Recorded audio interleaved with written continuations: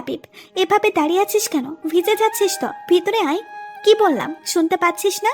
আমি ঘুরে দাঁড়াতেই নীলা আমার হাত ধরে রুমের মধ্যে নিয়ে গেল। এতক্ষণে আমার খেয়াল হলো যে আমার মাথা আর সামনের দিকটা বৃষ্টিতে ভিজে একাকার হয়ে গেছে। তখন নীলা বলছে, দেখেছিস কি অবস্থা করেছিস? ভিজে তো একাকার হয়ে গেছিস। আমি এতগুলো ডাক দিলাম, তুই যেন শুনতেই পেলি না। ইস, কি অবস্থা! এখন যদি জ্বর এসে পড়ে তখন কি করবি? তুইও না, দাঁড়া আমি তোয়ালাটা আনছি। ও তোয়ালে এনে আমার মাথা মুছে দিল। আমি শুধু অবাক হয়ে ওর দিকে তাকিয়ে রইলাম। তারপর ও বলল, নে এবার ওয়াশরুমে গিয়ে জলদি চেঞ্জ করে নে, তা না হলে পরে সমস্যা হবে। তারপর আমি চেঞ্জ করে বাইরে আসতেই নীলা বলল, যা এখন গিয়ে শুয়ে পড়। কিন্তু আমি তা না করে নীলার মুখের দিকে তাকিয়ে বসে রইলাম। এতটুকু সময়ের মধ্যে কি করে স্বাভাবিকভাবে কথা বলছে আমার সাথে। তারপর নীলার ডাকে বিছানায় আসলাম। বিছানায় এসে পাশে খুব সুন্দর করে সাজানো হয়েছে খাটটা। আমি সাথে সাথে খাট থেকে নেমে পড়লাম। আমাকে এইভাবে নামতে দেখে নীলা বলল, কিরে নেমে পড়লি কেন? ঘুমাবি না? আমার ঘুম নিয়ে আপনাকে চিন্তা করতে হবে না। মানে হঠাৎ করে কি হলো তোর?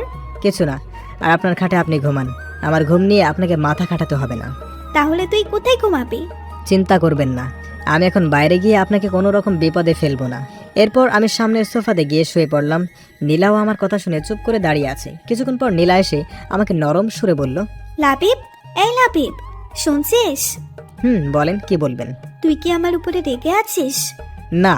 দেখ আমি তোকে কষ্ট দিতে চাইনি, কিন্তু কি থেকে কি হয়ে গেল। আমার ঘুম পেয়েছে, দয়া করে ঘুমাতে দিন। কথাটা বলে আমি অন্যদিকে মুখ করে ঘুমিয়ে পড়লাম। সকালে দরজার বাইরে কারো একটা আওয়াজে ঘুম ভেঙে গেল। চোখ খুলতেই দেখলাম আমার শরীরে একটা চাদর দেওয়া। আমি বুঝলাম নীলা দিয়েছে। তখন নীলার দিকে চোখ পড়তেই দেখি এইমাত্র ঘুম থেকে উঠল। তড়িঘড়ি করে দরজা খুলতে গেল। আমি আবার আমার মতো চোখ বন্ধ করে শুয়ে রইলাম। আর কিছুক্ষণ পর নীলা আমাকে ডাকতে লাগলো। নীলার হাত আমার কপালে অনুভব করতেই সোজা আমি উঠে পড়লাম। একটা মিষ্টি হাসি দিয়ে বলল, যাক, জ্বরটা মনে হয় নেমে গেছে। আমার জ্বর আসছিল? আসছিল তো, রাতে বেশ ভালোই জ্বর এসেছিল। ও। রাতেই বুঝেছিলাম যে তোর জ্বর আসবে, তাই আর ঘুমাইনি। কেন ঘুমাননি কেন? আমি ঘুমালে তোর জ্বরটা কি কমতো নাকি? আমার জন্য আপনাকে রাত জাগতে বলেছি নাকি? এছাড়া এই জ্বর আমার কাছে নতুন কিছু না। আরে এটা কি ধরনের কথা? তোকেও তো এভাবে কষ্ট পেতে দেখবো নাকি? ও আচ্ছা, আমার কষ্ট নিয়ে আপনি এতটা ভাবেন? অনেক ধন্যবাদ আপনাকে। নীলা আমার কথার খোঁচাটা বুঝতে পেরে চুপ করে মাথা নিচু করে বলল, এভাবে বলছিস কেন? আমি তো ইচ্ছে করে তোর সাথে এমনটা করিনি। তো একবারও বলনি আপনি ইচ্ছে করে এমনটা করেছেন? এটা আমার ভাগ্য ছিল, আপনার কোনো দোষ নেই। লাবিব দেখ, আমরা চাইলেই কিন্তু ব্যাপারটা সহজ করতে পারি। আপনার কাছে এই ব্যাপারটা যতটা সহজ মনে হচ্ছে, আমার কাছে এই ব্যাপারটা ততটাই কঠিন। অবশ্য আপনি এটা বুঝবেন না, বুঝলে হয়তো এমনটা আমার সাথে হতো না। লাবিব, আপনি চিন্তা করবেন না, আর আপনি নিশ্চিন্ত থাকতে পারেন যে আমি আপনাকে কখনো আটকাবো না, আর আটকানোর চেষ্টাও করব না। আপনি যখনই চান তখনই আপনি নীলার কাছে যেতে পারেন। আর একটা কথা, ভবিষ্যতে আমার প্রতি আর দয়া দেখাতে আসবেন না, ওইটা আরও বেশি কষ্ট দেয়। নীলা কিছু বলতে চাচ্ছিল, কিন্তু আমি সোজা ওয়াশরুমে চলে আসলাম। ফ্রেশ হয়ে আসতেই নীলা বলল, আমাদের নিচে যেতে বলে গেছে, তুই দাঁড়া, আমি আসতেছি। তারপর নাস্তা করে আমি ড্রয়িং রুমে বসে আছি। বাকি সবাই বলতে দাদু আর চাচা বসে আছে। বাবা অফিসের জন্য বেরিয়ে গেছেন। আমি ফোন টিপছিলাম। বেশ কিছুক্ষণ পর দাদু আমাকে বলে উঠল, তা দাদু ভাই, কালকে তো তোমার পরীক্ষা ছিল। হুম। আসলে কালকে সবকিছু নিয়ে ব্যস্ত থাকার কারণে তোমাকে জিজ্ঞেস করতে পারিনি। তা কেমন হয়েছে পরীক্ষা? ভালোই। দাদু ভাইয়ের মনটা খারাপ নাকি? কেমন জানি মন মরা লাগছে, আর কথাও ঠিকঠাক বলছো না। না দাদু, তেমন কিছু না। আসলে কাল রাতে ঘুম হয়নি তো তাই। দাদু কথাটা শুনেই কাশতে লাগলো। চাচাও খবরের কাগজটা পড়ার জন্য বড় করে ধরলেন মুখের উপর। রুমা আন্টি মানে এক কাজের লোক চা দিতে এসেছিল। আমার কথাটা শুনে ফিক করে হেসে দিয়ে চলে গেল। আমি হঠাৎ করে সবার এমন আচরণের হেতু খুঁজে পেলাম না। তখন চায়ের কাপটা হাতে নিয়ে একটা চুমুক দিয়েছি। আমার রুমি আন্টি এসে আমাকে বলল যে নীলা নাকি আমাকে ডাকতেছে রুমের মধ্যে। আজব একটা মহিলা, খালি হাসে কেন। আমি যাচ্ছি। এবার সোজা উপরে চলে গেলাম। এসে দেখি নীলা ড্রেসিং টেবিলের সামনে বসে চুল আশ্রা। তখন আমি কাছে গিয়ে বললাম, আপনি নাকি ডাকছিলেন? আসলে আমি একটু বের হব। সেটা আমাকে এভাবে ডেকে বলার কি আছে? আপনার ইচ্ছে হয়েছে, আপনি যাবেন। না, আসলে তোকেও আমার সাথে যেতে হবে। আমার কেন যেতে হবে? না, আমি তো এখন হুট করেই বাড়ির বাইরে যেতে পারি না, তুই সাথে গেলে ভালো হতো। কিন্তু যাবেন কোথায়? হসপিটালে। হয়েছে, আমি বুঝতে পেরেছি, আর বলতে হবে না। তারপর আমি রেডি হয়ে নীলার দেওয়া ঠিকানা অনুযায়ী হসপিটালে চলে গেলাম। কিন্তু এখানে আসার পরে নীলা আমাকে অবাক করে দিয়ে আমি গাড়ি থেকে নামার আগে সে দৌড়ে হাসপাতালের ভেতরে চলে গেল। মনে হচ্ছে আমার কথা ভুলেই গেছে। নীলা চলে যাওয়ার পর আমি গাড়িতে বসে রইলাম। ভেবেছিলাম ওর সাথে ভিতরে যাব, কিন্তু আমার সাথে কেন যে এমন ব্যবহার করবে ভাবতেও পারিনি। যাকে আমারও এখানে যাওয়ার কোনো শখ নেই। বেশ খানিকটা সময় গাড়িতে বসে থাকার পর খুব বোর লাগছে, তাই একটু বাইরে বের হয়ে আশপাশটা দেখছিলাম। তখন দেখি নীলা বেরিয়ে আসছে, এতদিন পর দেখা, অথচ তারা তাড়াতাড়ি বেরিয়ে এলো। পরক্ষণে দেখি নীলা তার চোখ মুছতে মুছতে এদিকে আসছে, মনে হচ্ছে কান্না করতেছে। নীলা সোজা এসে গাড়িতে ঢুকে পড়লো, তাই আমিও গাড়িতে এসে বসলাম। উঠেই দেখি নীলার কান্না বেড়ে গেছে। কিছুক্ষণ বসে বসে ওর কান্না দেখার পর জিজ্ঞেস করলাম, এভাবে কাঁদছেন কেন? নিলয় ভাইয়া কি ঠিক নেই? না, ও একদম ঠিক আছে। ডাক্তার বলেছে ও অল্প কিছুদিন পর বাড়িও যেতে পারবে। এটা তো একটা ভালো খবর। তাহলে কাঁদছেন কেন? আমি এত করে রিকোয়েস্ট করলাম, তবুও নিলয়ের সাথে আমাকে দেখা করতে দিল না। ওই মেয়েটা, মানে ওর ভাবি, ও আমাকে ভেতরে ঢুকতে দিলই না। কত করে বললাম তবুও। ওই মেয়েটা ওর পাশে বসে আছে আর বলেছে ওর স্বামীকে নাকি ও একাই দেখে রাখতে পারবে। আমাকে ওখান থেকে তাড়িয়ে দিল। তারপর নিলয়ের বাবাও বলল চলে যেতে, উনি নাকি চান না হসপিটালে কোনো ঝামেলা করতে। আমি কি ওখানে ঝামেলা করতে গিয়েছিলাম নাকি? আমাকে একবার নিলয়ের সাথে দেখা করতে দিলে তো আমি চলে আসতাম। নীলা আর কিছু বললো না। আমি গাড়ি নিয়ে সোজা হসপিটাল ত্যাগ করলাম। নীলা কিছুক্ষণ নিজের মতো কেঁদে জানালায় হেলান দিয়ে বসে আছে। আমিও গাড়ি চালাচ্ছি, কেউ আর কোনো কথা বলিনি। আজকে নীলার কান্না থামানোর কোনো চেষ্টাই আমি করিনি, জানি না কেন। হয়তো এখন ওর কষ্টে আমার কষ্ট হয় না। অতপর আমি বাড়িতে এসে পড়লাম। এসে দেখি নীলা জানালাতে হেলান দিয়ে ঘুমিয়ে পড়েছে, কিন্তু ওকে ডাক দিতে গিয়েও ডাক দিতে পারলাম না। ওর ঘুমন্ত চেহারা কেমন অদ্ভুত একটা মায়া আছে, একবার তাকালেই তাকিয়ে থাকতে মন চায়। এভাবে কেটে গেল কিছুক্ষণ। আমার ফোনের শব্দে নীলার ঘুম ভেঙে গেল। আমিও সাথে সাথে অন্যদিকে তাকালাম। একটু স্বাভাবিক ভাব এনে কলটা ধরলাম, আর নীলা আমার দিকে তাকিয়ে থেকে বাড়ির ভিতরে চলে গেল। বিকেলের দিকে অফিস থেকে ফিরছিলাম। আপনাদের তো বলাই হয়নি, আমি আমাদের অফিসে বাবা আর দাদুর কথায় জয়েন করেছি। হঠাৎ একটা পার্কের সামনে নীলাকে দেখে থেমে গেলাম। খুব বিচলিত দেখাচ্ছে নীলাকে, মনে হচ্ছে কারোর জন্য অপেক্ষা করছে, আর বারবার কাকে যেন ফোন করছিল, আর প্রত্যেকবার বিরক্তি নিয়ে ফোনটা কান থেকে নামিয়ে নিচ্ছিল। আমি ভাবলাম ওর হয়তো কোনো সমস্যা হয়েছে, তাই গাড়ি থেকে নেমে ওর দিকে এগোতে গিয়েই আবার থেমে গেলাম, কারণ নিলয় এসে ওখানে উপস্থিত হয়েছে। হয়তো সে এতক্ষণ তার জন্য অপেক্ষা করছিল। নিজের উপরেই রাগ হলো, শুধু শুধু এখানে যাচ্ছিলাম, আমি কেন যে ভুলে যাই। তাই আমি গাড়ি স্টার্ট দিয়ে বাসার দিকে চলে এলাম, ওদেরকে পিছনে ফেলে। আসলে আমার আর নীলার বিয়ের প্রায় 2 মাস হয়ে গেছে। এই 2 মাসে আমরা নিজেদেরকে নিজেদের মতো গুছিয়ে নিয়েছি। এখন আর কোনো প্রবলেম হয় না। মানে প্রথমে প্রবলেম হতো নীলার সাথে এভাবে থাকতে, আবার পরিবারের সামনে ভালো বউ বরের নাটক করতে। এখন আমরা যে যার ইচ্ছা মতো লাইফ স্পেন্ড করছি, মানে একসাথে একই ঘরে থাকি, কিন্তু কেউ কারো লাইফ নিয়ে কিছু বলি না। আমি যথারীতি আমার পড়াশোনা চালিয়ে যাচ্ছি, আর মাঝে মধ্যে অফিস। এক কথায় সবসময় নিজেকে ব্যস্ত রাখছি। নিজে যদি ব্যস্ত থাকি তাহলে অন্যের লাইফ নিয়ে মাথা ঘামানোর কোনো প্রশ্নই ওঠে না। আর নীলাও আছে নিজের মতো, ওর ফাইনাল ইয়ারের এক্সাম দিয়েছে কিছুদিন আগে। নীলা হসপিটাল থেকে ছাড়া পেয়েছিল 15 দিন আগে। আর নীলার সম্পর্ক ঠিক আগের মতোই ভালো হয়ে গেছে। ওরা যেমন প্রেমিক প্রেমিকা ছিল ঠিক তেমনই আছে। নিয়মিত দেখা করা, ফোনে কথা বলা সব ঠিকঠাকই চলছে। আদিবাকে মানে নিলয়ের ভাবিকে নিয়ে যে সমস্যা হতো তা এখন আর হয় না, কারণ নীলা তো সব জেনে গেছে। জানি না ওরা এখনো কিসের অপেক্ষা করছে। বিয়ে করে নিলেই তো পারে, এতে আমি একেবারের জন্যই মুক্তি পেয়ে যেতাম। এসব নাটক আর ভালো লাগছে না। আসলে এটা পারলে ওরা এতদিন করেই ফেলতো, কিন্তু আইনের কারণে পারছে না। আগে তো আমার থেকে ডিভোর্সটা নিতে হবে, আর 6 মাস না হলে ডিভোর্সটা হবে না। এক কথায় 3 জনই ঝুলে আছি সময়ের বাঁধনে। সময় শেষ হলে সবাই মুক্তি। রুমে ঢুকেই ফ্রেশ হয়ে বিছানায় বসলাম। তখন চোখ পড়ল ফ্লোরে থাকা কাগজের দিকে। আমি উঠে গিয়ে কাগজটা হাতে নিলাম, সেখানে কিছু লেখা আছে। তাই কাগজটা উল্টে ভাঁজ খুললাম। খুলেই অবাক হলাম, কারণ একটা চিঠি লেখা, আর এই চিঠিটা নীলাকে দেখানো হয়েছে। অন্যের চিঠি আমার পড়া উচিত না, তাই চিঠিটা নীলার ড্রেসিং টেবিলের উপর রেখে দিলাম। তারপর আমি আবার আগের জায়গায় এসে বসে পড়লাম। ফোন নিয়ে ফেসবুকে ঢুকে নিউজ ফিড ঘাঁটছি, কিন্তু বারবার চোখটা ওই চিঠির দিকেই যাচ্ছে, শান্তি পাচ্ছি না কোনো মতে। তাই আর থাকতে না পেরে চিঠিটা নিয়ে এসে পড়তে লাগলাম। লেখা ছিল, প্রিয় নীলা, কিছুদিন থেকে আমি তোমাকে একটা কথা বলবো, কিন্তু বলে উঠতে পারতেছি না। যদিও এটা তোমাকে এখন বলা জরুরি। যতবারই বলতে গেছি ততবারই আটকে গেছি কোনো না কোনো কারণেই।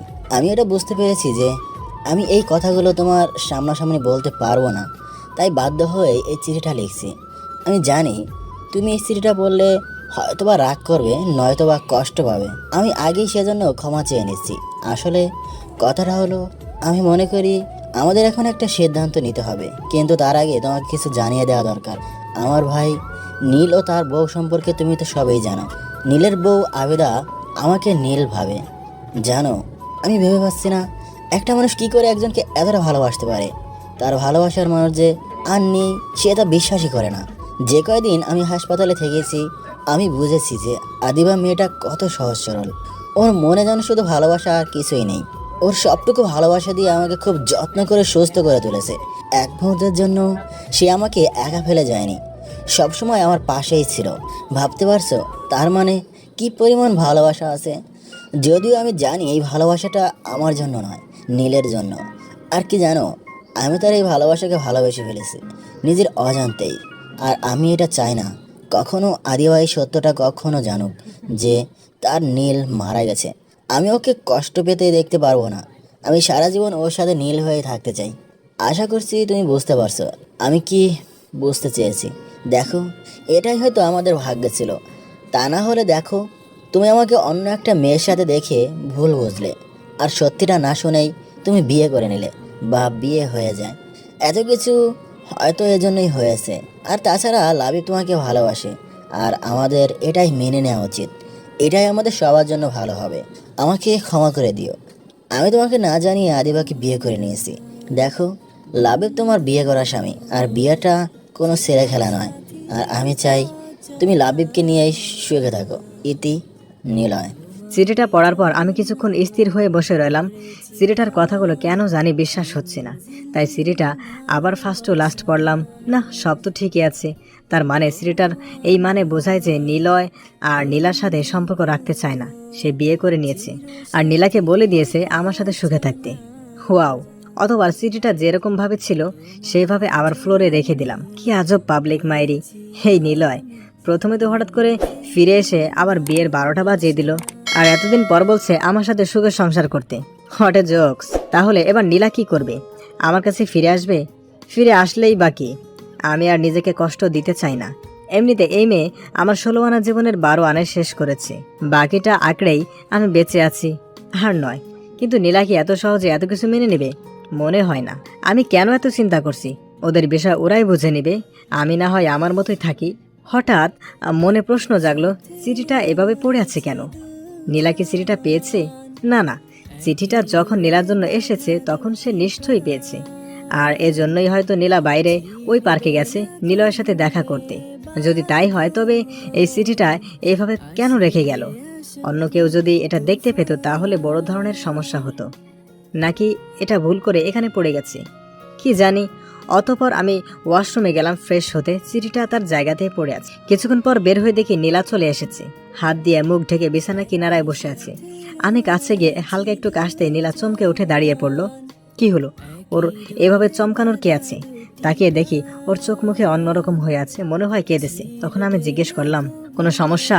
নীলা শুধু মাথা নাড়িয়ে উত্তর দিয়ে আবার আগের জায়গায় বসলো। আমার দিকে কেমন করে যেন তাকিয়েছিল। আর তখনই আমার চোখ ফ্লোরের দিকে যায়, দেখি চিঠিটা নেই। মনে হয় নীলা রুমে এসেই চিঠিটা কুড়িয়ে নিয়েছে। আমি পানি খাবার জন্য টেবিলের দিকে যাচ্ছিলাম, কিন্তু লক্ষ্য করলাম নীলা বারবার আমার দিকে তাকাচ্ছে। ও কি বুঝে গেছে আমি চিঠিটা পড়েছি, নাকি অন্য কোনো কারণ? ওর এইভাবে তাকানো আমার খুব অস্বস্তি লাগছিল, কিন্তু আমি নিজেকে যতটা সম্ভব স্বাভাবিক রেখে নিজের কাজে মনোযোগ দিলাম। টেবিলে বসে বইয়ে মুখ গুজে বসে আছি সে অনেকক্ষণ ধরে, কিন্তু মনোসংযোগ দিতে পারছি না। তার কারণটা হলো নীলা।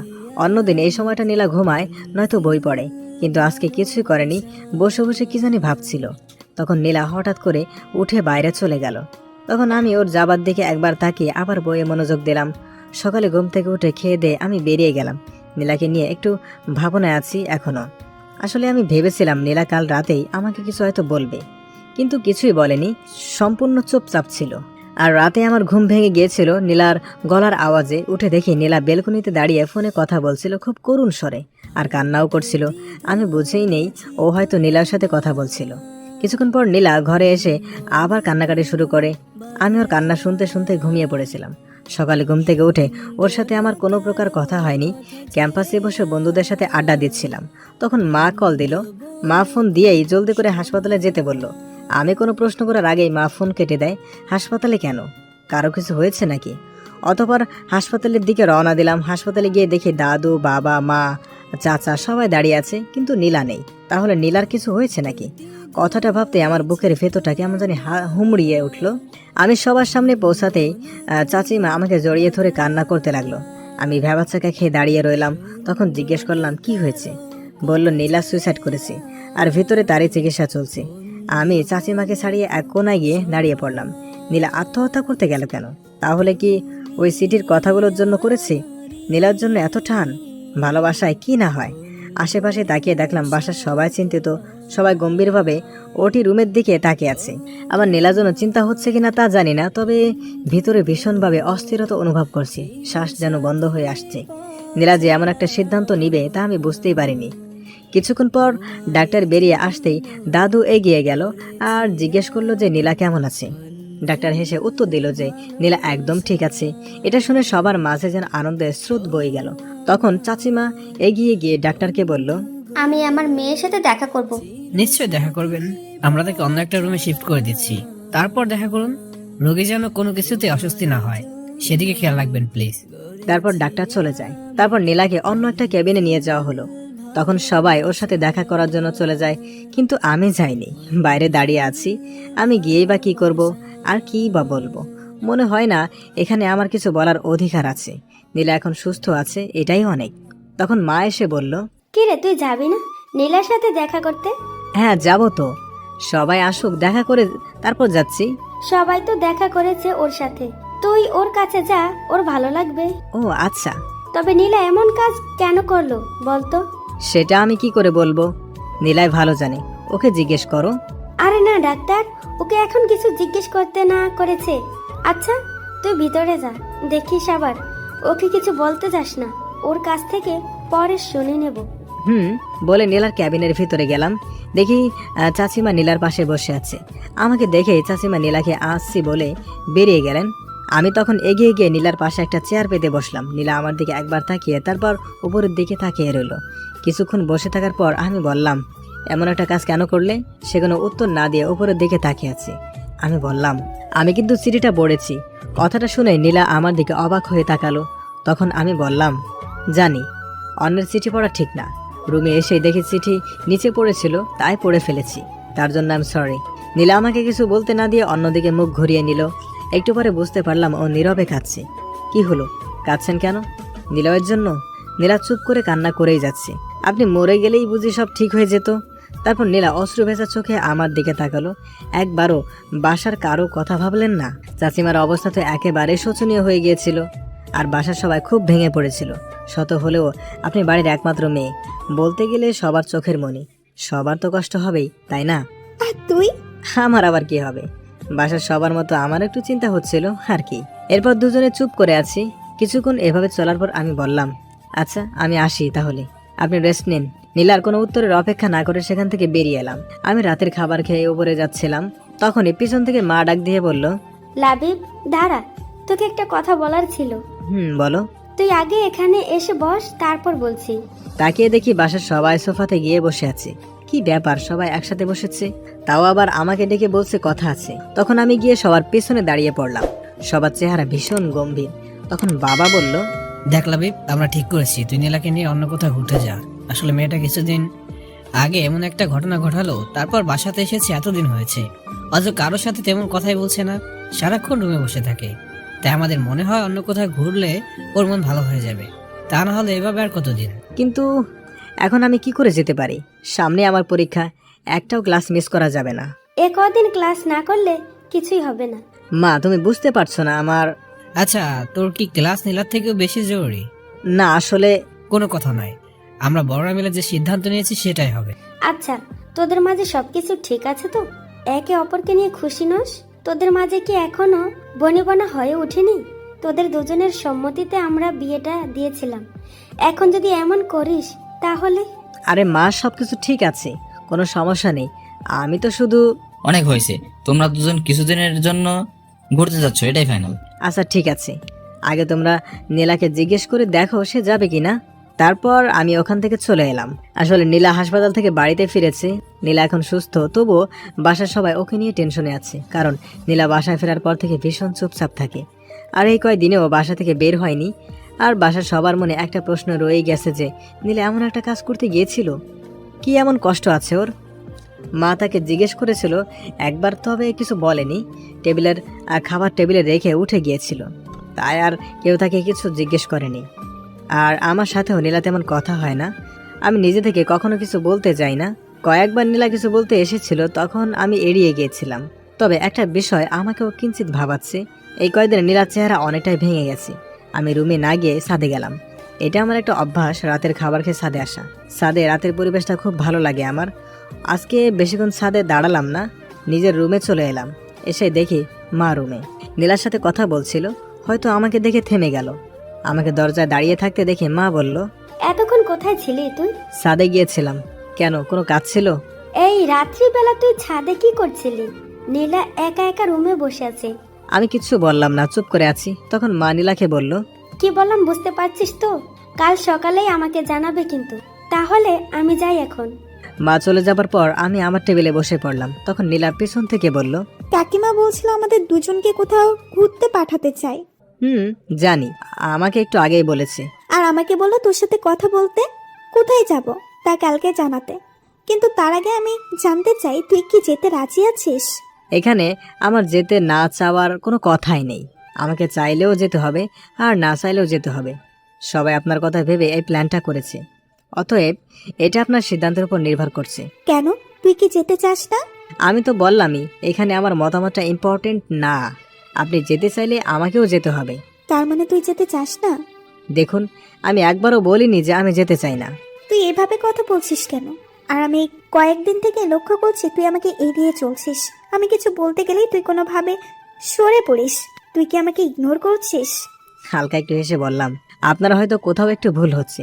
আমি আপনাকে ইগনোর করতে যাব কেন? আমার সে যোগ্যতা আছে নাকি? আর যদি আপনি ভাবেন যে আমি আপনাকে এড়িয়ে চলছি, তো আমাকে এখানে এটাই বলবো যে আমি আপনাকে সেই বিয়ের পর থেকে এড়িয়ে চলি। আর আপনিও তো এটাই চেয়েছিলেন। আমাদের মাঝে তো এমনটাই কথা হয়েছিল, কেউ কারো ব্যাপারে কোনো কথা বলবো না, যে যার মতো থাকবো, সময় হলে একে অপরকে মুক্ত করে দেব। আমি তো সেটাই মেনে চলছি। আর আজকে আপনার মনে হচ্ছে যে আমি আপনাকে এড়িয়ে চলি। কই, এতদিন তো আপনি এমন কিছুই বলেননি। আর এখন এই কথা বলার মানেই বাকি। নীলা চুপচাপ আমার কথাগুলো শুনছিল, অতঃপর বিছানায় গিয়ে চুপ করে উল্টো দিকে মুখ করে শুয়ে পড়ল। আর আমিও আমার কাজে মন দিলাম। কিছুক্ষণ পর শুনতে পেলাম নীলার চাপা কষ্টের আওয়াজ। ভাবলাম মাথায় নেব না। মা, কিছুক্ষণ পর দেখে নীলা কান্নার আওয়াজ আরও বেড়ে গেল। কতক্ষণ আর এভাবে থাকা যায়? উঠে গিয়ে বিছানার পাশে গিয়ে জিজ্ঞেস করলাম, আপনি কি কাঁদছেন নাকি? কোনো উত্তর নেই, শুধুই কান্নার আওয়াজ। আরে কাঁদছেন কেন? একটু আগেই তো ঠিক ছিলেন। তখন নীলা শো অবস্থায় কাঁদতে কাঁদতে জবাব দিল, আমি কাঁদলে তোর কি? তুই জেনে কি করবি? আমার আবার কি হবে? কাঁদছিলেন তাই জিজ্ঞেস করলাম, সরি। তারপর আমি আবার নিজের জায়গা চলে এলাম। একটু পর দেখি নীলা চোখ মুছতে মুছতে ওয়াশরুমে চলে গেল। কিছুক্ষণ পর বেরিয়ে এসে আমার পিছনে দাঁড়িয়ে পড়লো মনে হয়। তখন আমি পিছন ফিরে বললাম, কিছু বলবেন কি? তুই তো আমাকে ভালোবাসতিস, তাই না? মানে? ভালোবাসতিস কিনা? আমি চুপ করে বসে রইলাম। কি হলো, কথা বলছিস না কেন? বাসতাম হয়তো। প্লিজ এখানেও হেয়ালি করিস না। কিন্তু আপনি হঠাৎ করে এই প্রশ্ন কেন করছেন? জানিস, আমি এই কয়েকদিনে অনেক ভেবেছি, আর এখন আমি আমার ভুলটা বুঝতে পেরেছি। তুই আমাকে সেই প্রথম থেকেই ভালোবেসে গিয়েছিলি, আর আমি তোকে অবহেলা করে গেছি, অনেক কষ্ট দিয়েছি তোকে। জানিস, আমি খুব ভালো করেই বুঝে গেছি তুই কতটা কষ্ট পেয়েছিস এতদিন, কিন্তু আমাকে কিছুই বলিসনি। কি করে সহ্য করতে তুই? আমি হেসে দিয়ে বললাম, আপনার আবার কি হলো? আমাকে ক্ষমা করে দে, আমি বুঝতে পারিনি। হঠাৎ করে নীলা আমাকে অবাক করে দিয়ে আমার পায়ে পড়ে গেল, আর পা জড়িয়ে ধরে বলতে লাগলো, আমাকে ক্ষমা করে দে প্লিজ। আমি আমার ভুল বুঝতে পেরেছি, অনেক কষ্ট দিয়েছি তোকে। বিশ্বাস কর, আমিও এই কয়েকদিনে অনেক কষ্ট পেয়েছি, এখন আর আমি নিতে পারছি না। প্লিজ আমাকে ক্ষমা করে দে, প্লিজ। নীলা অনবরত কান্না করেই যাচ্ছে, আর আমি আকস্মিকতায় স্থির হয়ে দাঁড়িয়ে আছি। নীলা যে এইভাবে আমার পা জড়িয়ে ধরে বসে পড়বে তা আমি ভাবতেও পারিনি। তাই আমি সাথে সাথে বললাম, কি করছেন কি? আমার পা ছেড়ে দেন। আমি নীলার থেকে আমার পা ছাড়িয়ে নিয়ে একটু দূরে সরে এলাম। তখন নীলা এসে কাঁদতে কাঁদতে বলল, আমাকে ক্ষমা করে দে প্লিজ, আমি আর নিতে পারছি না। আমি কিছুক্ষণ নীলার দিকে তাকিয়ে রইলাম। নীলা ফ্লোরে বসে নিচের দিকে তাকিয়ে কান্না করেই যাচ্ছে। তখন আমি ওর কাছে গিয়ে ওকে দাঁড় করিয়ে জিজ্ঞেস করলাম, এসব কেন করছেন আপনি? ভালোবাসি। কি? হুম, কখন থেকে? যখন থেকে বুঝতে পেরেছি। আচ্ছা। তখন আমি হাসি মুখে মুচকে এসে ওর থুতনিতে ধরে মুখটা তুলে জিজ্ঞেস করলাম, তো কতটা ভালোবাসো? খুব ভালোবাসি, সারা জীবন তোকেই ভালোবাসবো। নীলা আমাকে এভাবে জড়িয়ে ধরে দাঁড়িয়ে রইল।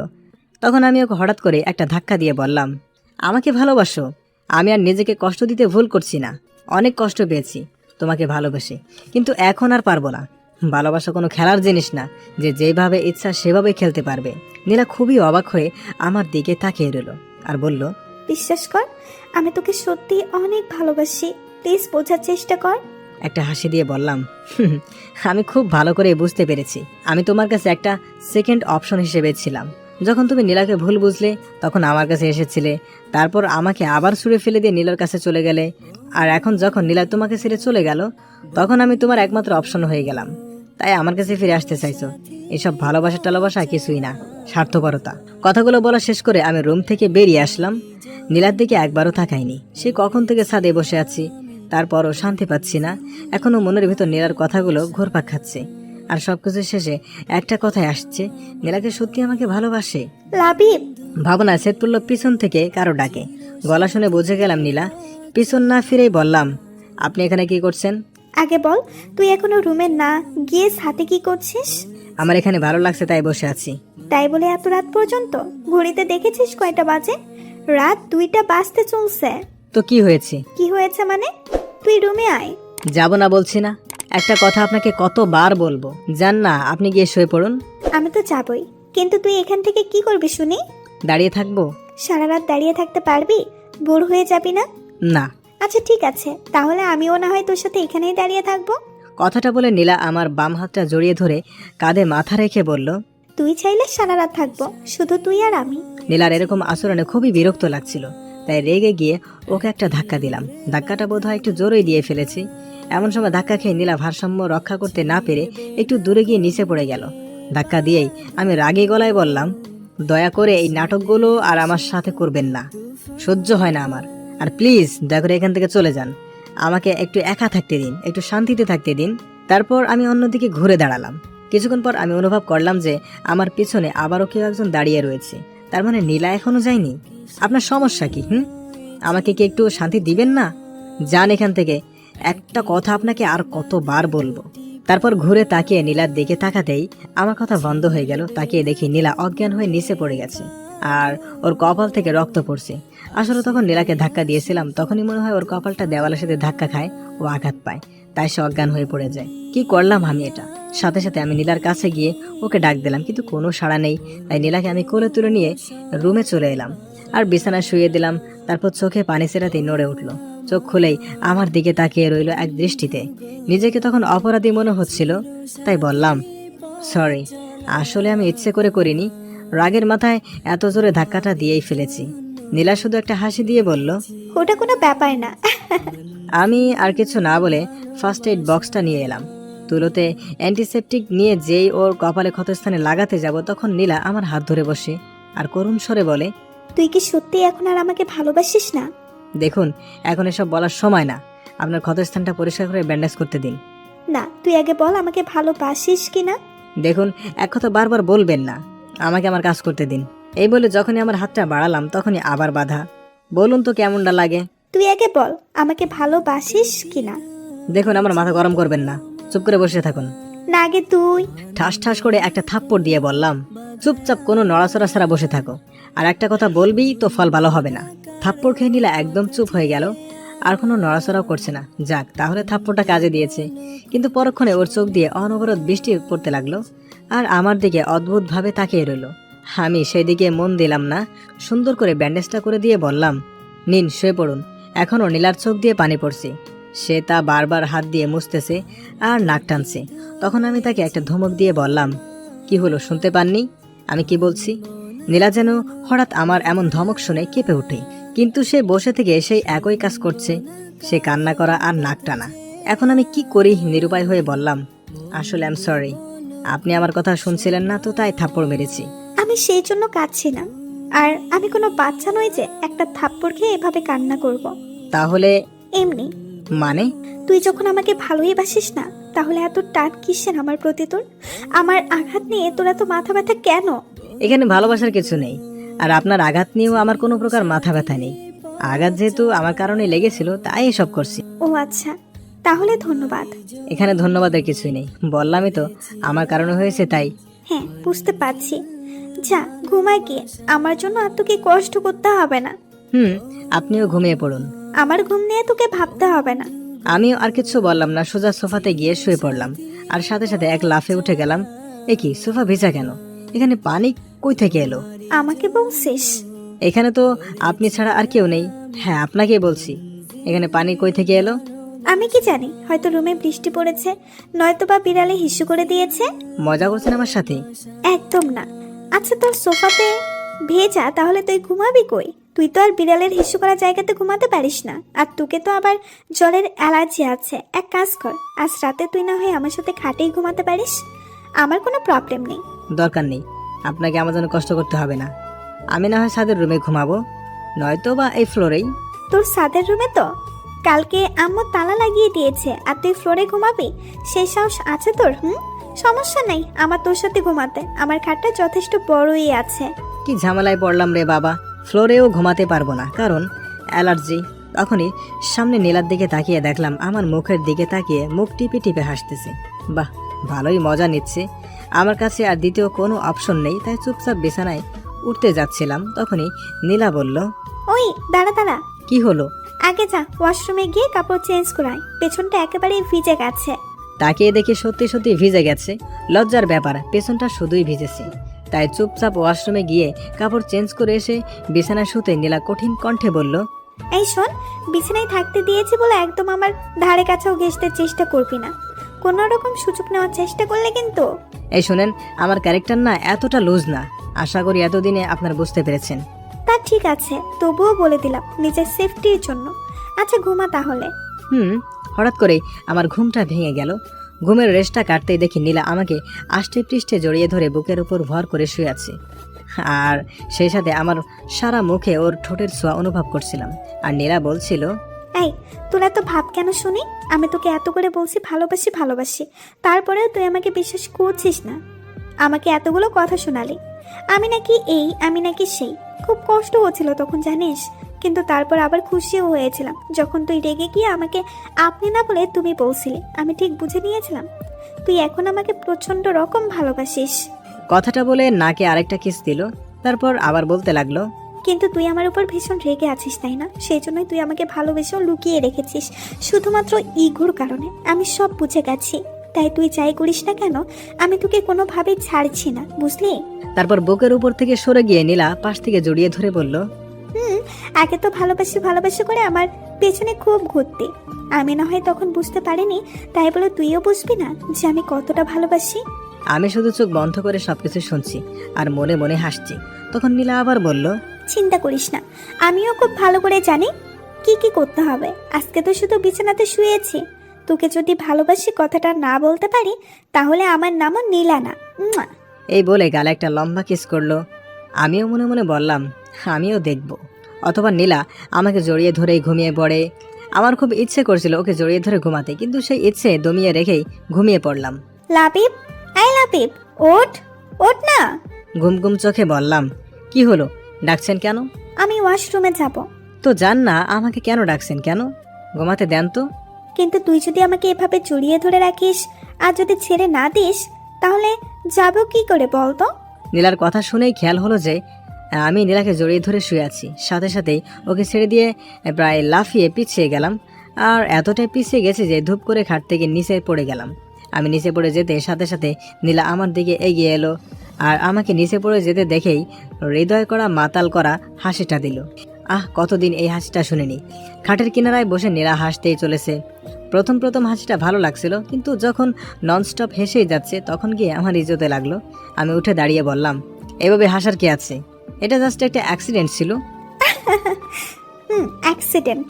দেখুন, একদম হাসবেন না বলে দিলাম। কিন্তু নীলার এই হাসিটা থামছে না, বিরক্ত লাগছে এখন হাসিটা। ধুর, এই বলে নিচে আসছিলাম তখনই নীলা আমাকে পেছন থেকে এই শোন বলে খাট থেকে উঠে নামতে যাচ্ছিল।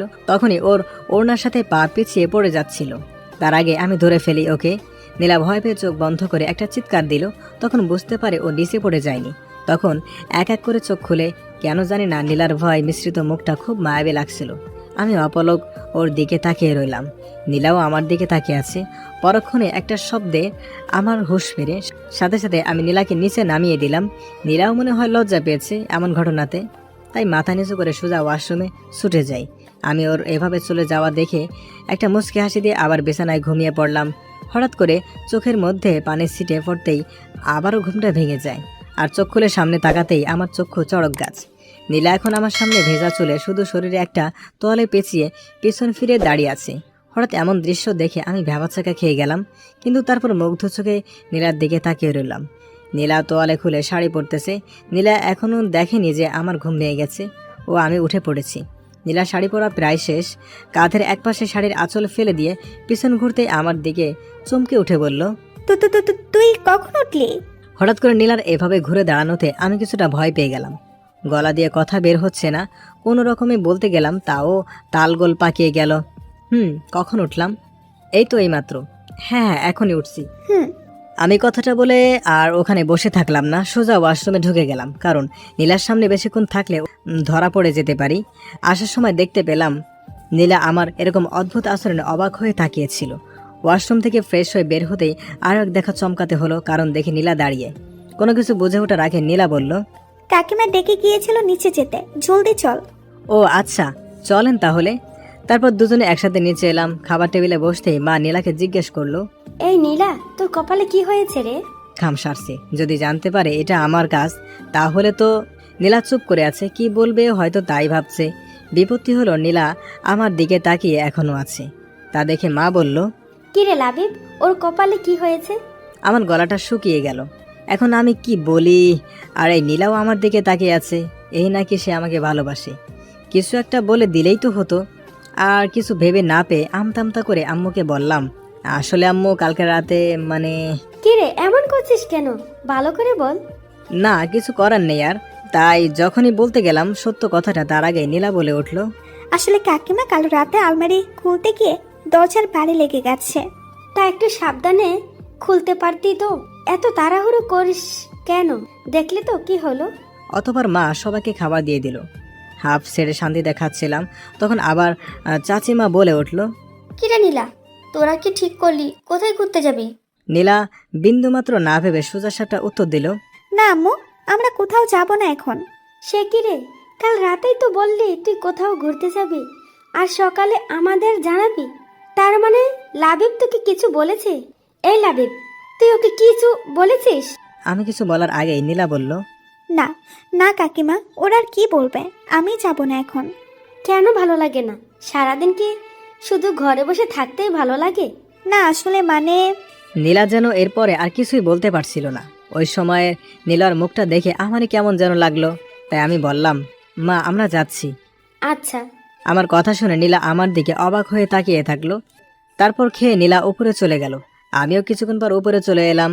ঘরে আসতেই নীলার হাস্যোজ্জ্বল মুখ এসে আমাকে জড়িয়ে ধরে বলল, আমি জানতাম, আমি ঠিক জানতাম যে তুইও আমাকে ভালোবাসিস। তুই আমাকে এভাবে দূরে সরিয়ে রাখতেই পারবি না।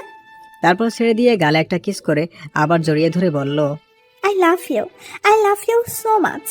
আমি তখন নীলাকে ঠেলে দূরে সরিয়ে দিয়ে বললাম, আপনি ভুল ভাবছেন, আমি আপনাকে ভালোবাসি না, আর কখনো বাসবও না। নীলার মুখ নিমিষেই কালো হয়ে গেল আর বলল, ভালো না বাসলে তুই আমার সাথে ঘুরতে যেতে রাজি হলি কেন? তারপর নীলা একটা হাসি দিয়ে বলল, তুই আমার সাথে মজা করছিস না, আমাকে ভয় পাওয়ানোর চেষ্টা করছিস তাই না? দেখ, এরকম মজা একদম ভালো না, আমার কষ্ট হয় না বুঝি। কথাটা বলে আবারও হাসি মুখে আমাকে জড়িয়ে ধরে বলল, বাট আই লাভ ইউ। আর হ্যাঁ, ভবিষ্যতেও এরকম মজা আর আমার সাথে করবি না। এক মুহূর্তের জন্য তো আমার শ্বাসই বন্ধ হয়ে গিয়েছিল। নীলার এরকম আচরণ বেশ অবাক হলাম আমি। তারপর ওকে আবার দূরে সরিয়ে দিয়ে বললাম, জি না, আমি কোনো মজা করছি না, আমি শুধু বাসার সকলের কথা ভেবে রাজি হয়েছি। তারা খুব আশা করে এই পরিকল্পনাটা করেছে তাই। নীলা আর কোনো কথা বলল না, যা বলার ওর চোখই বলে দিল। আমার দিকে অসহায়ভাবে তাকিয়ে থেকে ওর চোখ দিয়ে অঝোর ধারায় পানি পড়তে লাগলো। আমার ওকে দেখে খুবই মায়া হচ্ছিল, কিন্তু এত সহজে ওকে ক্ষমা করতে পারছি না। তাই রেডি হয়ে ঘর থেকে বের হওয়ার আগে ওকে বললাম, আর হ্যাঁ, আপনার পছন্দ অনুযায়ী একটা জায়গা সিলেক্ট করে রাখবেন। এই বলে আমি ভার্সিটির দিকে রওনা দিলাম। নীলা শুধু নিচের দিকে তাকিয়ে দাঁড়িয়ে দাঁড়িয়ে কাঁদছিল। আমার বাসার ফিরতে প্রায় রাত হয়ে গেল, কারণ আজ একটা ফ্রেন্ডের বার্থডে ছিল। নীলা অনেকবার কল দিয়েছিল, ধরিনি। একের পর এক ফোন করেই যাচ্ছিল, তাই একবার ফোনটা ধরেছিলাম। তখন ও বলল, কখন আসবো?" আমি বলেছি লেট হবে, বলে ফোন কেটে দেই। আমি বাসাতে এসে সোজা উপরে এলাম, দেখি নীলা বসে আছে। আর আমাকে দেখে কাছে এসে বলল, এত দেরি কেন হলো? "আপনাকে তো আমি কারণ বলেছিলাম ফোনে, তাহলে এই প্রশ্ন করার মানে কি?" ও সরি, তুই ফ্রেশ হয়ে নে, আমি তোর জন্য খাবার আনছি। কথাটা বলেই বেরিয়ে গেল। বলতেও পারলাম না যে খেয়ে এসেছি। কিছুক্ষণ পর নীলা খাবার নিয়ে রুমে আসতেই বললাম, "আমি খেয়ে এসেছি।" কি? আমি তো নীলা মন খারাপ করে খাবারের প্লেটটা নিয়ে চলে যাচ্ছিল। তখন আমি বললাম, "আচ্ছা, আপনি খেয়েছেন?" সেটা জেনে তুই কি করবি? যেটা বলছি সেটার উত্তর দিন। না, কেন? আসলে আমি ভেবেছিলাম তুই আসলে একসাথে খাবো, কিন্তু তুই তো ও আচ্ছা, আপনি তাহলে খেয়ে নেন। নীলা কিছু না বলে রুম থেকে বেরিয়ে গেল। কিছুক্ষণ বসে থাকার পর মনে হলো নীলা কি আদৌ খাবার খাবে। এই ভেবে আমিও ঘর থেকে বেরিয়ে খাবার টেবিলের কাছে আসলাম। তখন সেখানে বা আশেপাশে নীলাকে দেখতে পেলাম না। তখন কি মনে করে ছাদে গেলাম। ছাদে এসে দেখি আমার ধারণায় ঠিক, নীলা ছাদের এক কোণে রেলিং ধরে দাঁড়িয়ে আছে। কাছে যেতে বুঝতে পারলাম কাঁদছে। তাই ওকে পেছন থেকে বললাম, "কি হলো? আপনি এখন ছাদে কি করছেন?" কিছু না বলে কেঁদেই যাচ্ছে। "আর আপনি খাবারটা খাননি কেন?" এবারও কান্না ছাড়া কোনো উত্তর পেলাম না।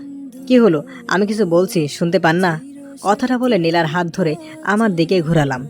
তাকিয়ে দেখি এটুকু সময় কেঁদে চোখ মুখ লাল করে ফেলেছে। তখন নরম গলায় বললাম, "এভাবে কাঁদছেন কেন?" এমনি। "এমনি এমনি কেউ কাঁদে নাকি?" কান্নার গতি হঠাৎ করে বাড়িয়ে দিল। "আরে আরে, বলবেন তো কি হয়েছে?" তোর জন্য। "আবার আপনার কি করলাম?" তুই আমার সাথে এমন করিস কেন? আমি জানি আমি তোর সাথে অন্যায় করে ফেলেছি, তার জন্য আমি তোর কাছে ক্ষমা চাইলাম। তারপরেও তুই এমন করছিস কেন? আমি এটাও খুব ভালো করে জানি যে তুই আমাকে ভালোবাসিস খুব, কিন্তু জানি না কেন তারপরেও আমার সাথে এমন করিস। আমারও তো কষ্ট হয় না কি? তুই জানিস না আমার কষ্টে বুকটা ফেটে যায়। কিভাবে বুঝাবো তোকে? হয়তো তুই আমাকে একেবারেই ছেড়ে দে, নয়তো বা কাছে টেনে নে। এভাবে আর কষ্ট দিস না প্লিজ। হঠাৎ করে চোখ মুছতে মুছতে সিরিয়াস ভাবে বলল, আজকে তোকে স্পষ্টভাবে বলতেই হবে, তুই আমাকে ভালোবাসিস কিনা বল। কি হলো, কথা বলছিস না কেন বল? শান্ত গলায় বললাম, "না, বাসি না।" নীলা কথাটা শুনেই আবার কান্নায় ভেঙে পড়ল আর বলল, তুই আবারও মিথ্যে কথা বলছিস। এরকম কান্না দেখে আমার হাসি পেয়ে গেল। না, অনেক হয়েছে, আর না, আরও কাঁদলে সমস্যা হয়ে যাবে। তাই আমি নীলাকে কাছে টেনে নিয়ে বুকে নিয়ে বললাম, "হালে বাবালে, আর কাঁদে না, আর কাঁদে না বাবু, ঠিক আছে ঠিক আছে, আমি আর তোমার সাথে এরকম করব না, সরি।" এবার নীলার কান্না দেখে কি বুকে মাথা রেখে কাঁদতে কাঁদতে আমার শার্টটা ভিজিয়ে দিল। অনেক কষ্টে শান্ত করার পর নীলা নাক টানতে টানতে বলল, তাহলে বলো, আমাকে ভালোবাসো? ভালোবাসি তো, খুব ভালোবাসি। তাহলে আমার সাথে এমন করছিলে কেন? সেজন্য সরি। আমার বাবুই পাখিটা। কথাটা বলে কপালে একটা চুমু দিলাম। তখন নীলা বলল, আর আমার সাথে এমন করবে না তো? "না, একেবারেই না।" তাহলে আমাকে শক্ত করে জড়িয়ে ধরো। তখন আমি নীলাকে নিজের বাহু ডোরে আবদ্ধ করে নিলাম। নীলাও আমাকে তার সমস্ত শক্তি দিয়ে জড়িয়ে আছে। মনে হয় আমি ছাড়া পেলে কোথাও পালিয়ে যাব। তখন আমি নীলাকে বললাম, "এই শুনছো, মেঘ ডাকছে, মনে হয় বৃষ্টি আসবে।" আসতে দাও। তুমি জানো আমার তোমার সাথে বৃষ্টিতে ভেজার অনেক শখ। ওহ, তাই বুঝি? কিন্তু আমার তো আবার বৃষ্টিতে অ্যালার্জি। নীলা সেটা টের পেয়েই আমাকে ভিতরে নিয়ে যেতে চাইলো। তখন আমি ওকে শক্ত করে জড়িয়ে ধরে ছাদের দাঁড়িয়ে রইলাম। তখন নীলা অবাক হয়ে বলল, আই কি করছো? তুমি ভিজে যাচ্ছ তো, চলো ভেতরে চলো। "না, কেন? তোমার সাথে বৃষ্টিতে ভিজবো।" কিন্তু তোমার সমস্যা হবে, জ্বর আসবে তো। "আসলে আসতে দাও, তুমি আছো কি করতে?" এই বলে আমি নীলার ঠোঁটে একটা লম্বা লিপ কিস করলাম। তারপর নীলা আর কিছু বলেনি। এরপর আমরা হারিয়ে গেলাম ভালোবাসার পরম সাগরে। শুরু হলো আমাদের নতুন ইনিংস। অনেক অনেক ধন্যবাদ আপনাদেরকে আমাদের ভিডিওটি দেখার জন্য। আবারও ধন্যবাদ আমাদেরকে সাপোর্ট করার জন্য। এরকম ভালো ভালো রোমান্টিক ভিডিও পেতে অবশ্যই আমাদের প্রেমের তাজমহল চ্যানেলটিকে সাবস্ক্রাইব করে আমাদের সাথেই থাকবেন। ধন্যবাদ।